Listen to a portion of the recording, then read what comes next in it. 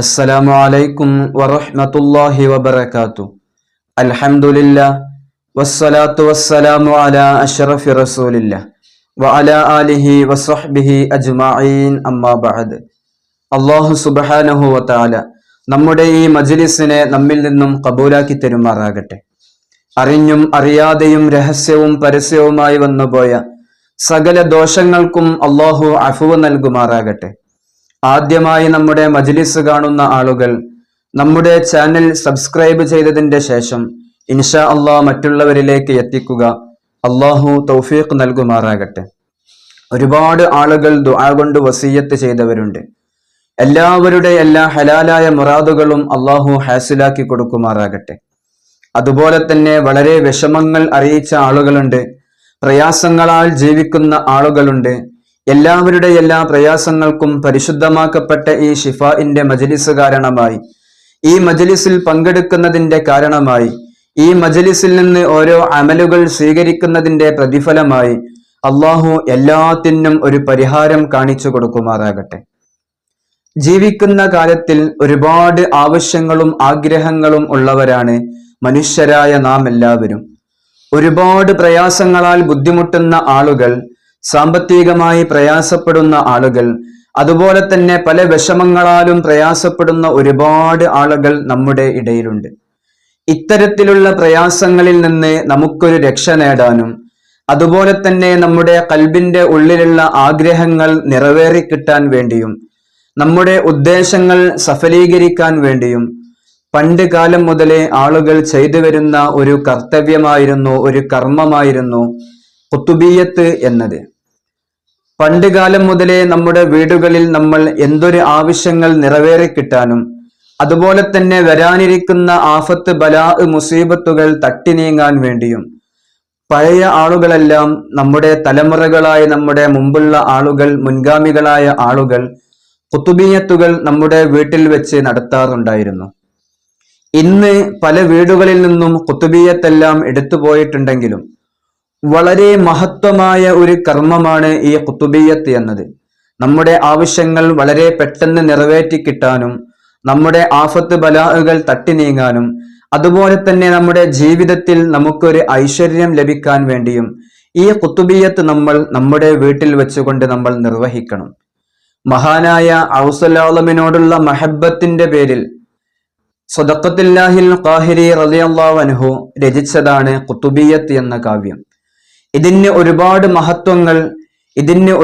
മഹത്വങ്ങൾ ഉണ്ട്. ഈ ഖുതുബിയ്യത്തിന്റെ മഹത്വങ്ങൾ നമുക്ക് പറഞ്ഞാൽ തീരാത്ത അത്രയും ഉണ്ട്.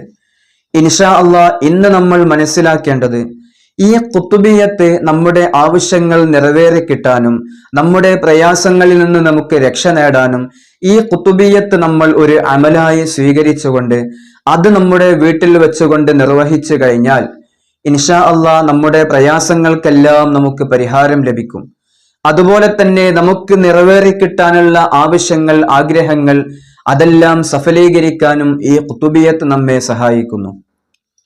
ഈ ഖുതുബിയ്യത്ത് ചൊല്ലേണ്ട രൂപം മഹാനായ സ്വദഖത്തുല്ലാഹിൽ ഖാഹിരി റളിയല്ലാഹു അൻഹു തന്നെ ഖുതുബിയ്യത്തിന്റെ വരികളിൽ കൊടുത്തിട്ടുണ്ട്.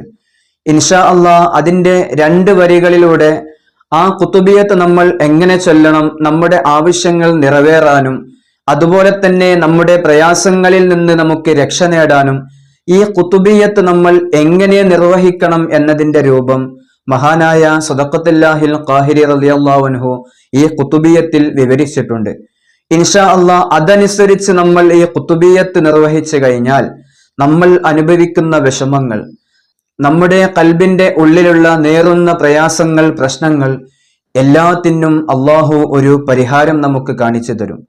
ഈ ഖുതുബിയ്യത്ത് നമ്മൾ ചൊല്ലേണ്ട രൂപം, ഖുതുബിയ്യത്ത് ചൊല്ലുന്ന സമയത്ത് ബഅദ സ്വലാത്തി ഇസ്നതൈ അശറത മിൻ റക്അ മഅൽ ഫവാത്തിഹി വൽ ഇഖ്ലാസ് ബിൽ ഹദഅ. നമ്മൾ ഖുതുബിയ്യത്ത് ചൊല്ലേണ്ടത് 12 റക്അത്ത് നമ്മൾ ഇഖ്ലാസോട് കൂടി നിസ്കരിച്ചതിന്റെ ശേഷമായിരിക്കണം മഹാനായ ഔസുൽ-ആളമിനെ 1000 തവണ നമ്മൾ വിളിക്കേണ്ടത്. ഈ 12 റക്അത്ത് നമ്മൾ നിസ്കരിക്കുന്ന സമയത്ത് മഅൽ ഫവാത്തിഹി വൽ ഇഖ്ലാസി, ഫാത്തിഹ കൊണ്ടും ഇഖ്ലാസ് കൊണ്ടുമാണ് നമ്മൾ ഈ 12 റക്അത്തുകൾ നിസ്കരിക്കേണ്ടത്.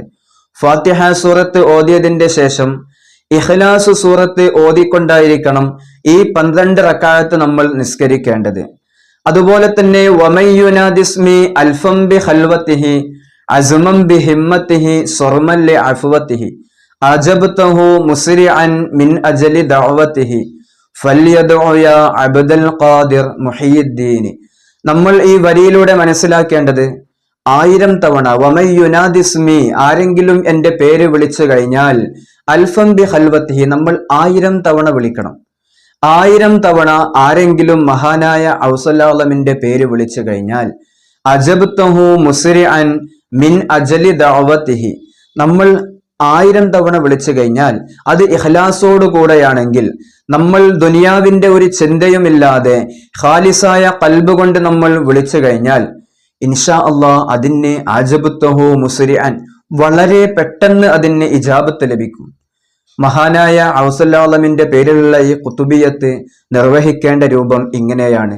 12 റക്അത്ത് സൂറത്തുൽ ഫാത്തിഹ കൊണ്ടും സൂറത്തുൽ ഇഖ്ലാസ് കൊണ്ടും നമ്മൾ നിസ്കരിച്ചതിന്റെ ശേഷം 1000 തവണ മഹാനായ ഔസല്ലാമിന്റെ പേര് നമ്മൾ 1000 തവണ വിളിക്കുക.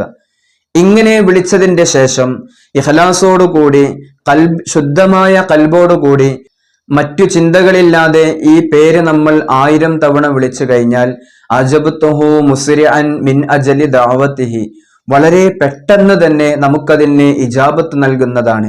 ഇതിന്റെ ഇജാബത്ത് നൽകുന്നവൻ അള്ളാഹുവാണ്.